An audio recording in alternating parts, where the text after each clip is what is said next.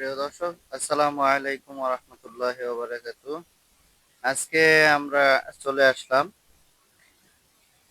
আম কুমড়ো কামারের কাছে। তো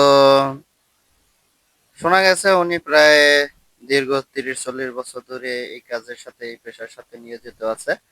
তো আজকে আমরা ওনার ওনার কাছে গেলাম এবং ওনার সাথে আমরা কিছু কথাবার্তা বললাম। মনে হলো মানে পৃথিবীর ভিতরে যদি কষ্টকর কাজ বা কষ্টকর কিছু থাকে, সেটা হচ্ছে কামারের একটা পেশা।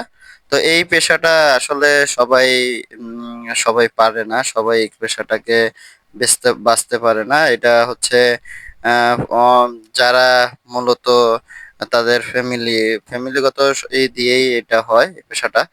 সবাই সচরাচর এই ব্যবসাটাই বুঝেও না মানুষ। তো শোনা গেল যে এই লোকটি প্রায় দীর্ঘ 40-45 বছর ধরে এই কাজের সাথে নিয়োজিত আছে। আজকে আমরা ওনার কাছে গেছিলাম এবং ওনার সাথে কথা বলছিলাম। তো এই ফাঁকে দেখলাম উনি দা পাইন করতেছে। দীর্ঘ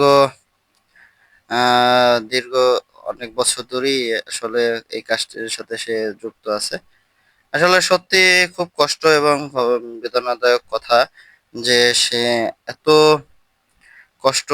এত কষ্ট করে, যে যেটা বলার বাহিরে। দেখেন, খাক আর না খাক, দিন রাত্র এই যে হাতুড়ি দিয়ে বাড়ি দিতেছে, হুড়ুম হুড়ুম হুড়ুম হুড়ুম শব্দ করতেছে এবং মানুষের কাজের জন্য প্রয়োজনীয় যন্ত্রপাতি যেমন দা, কাঁচি, এগুলো কিন্তু খুব যত্ন নিয়ে এসে দাঁড়ায়।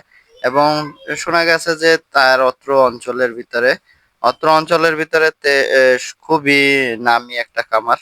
এবং সে তার যে জিনিসপাতি দাঁড়ানো, অত্র অঞ্চলের ভিতরে কেউ ওনার মতন এত দক্ষ কারিগর না।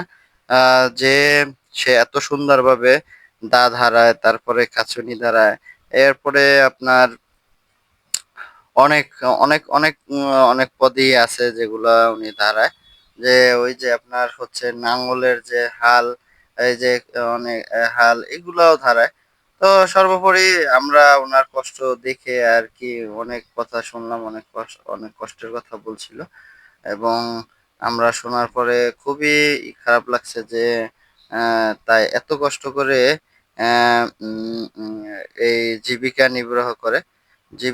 তার জীবনের পথ চলা অনেকটাই কষ্টকর, অনেক কষ্ট করে এই কামারের পেশা নিয়ে উনি নিয়ে নিছে। তো এখন মনে বললো যে না, আগে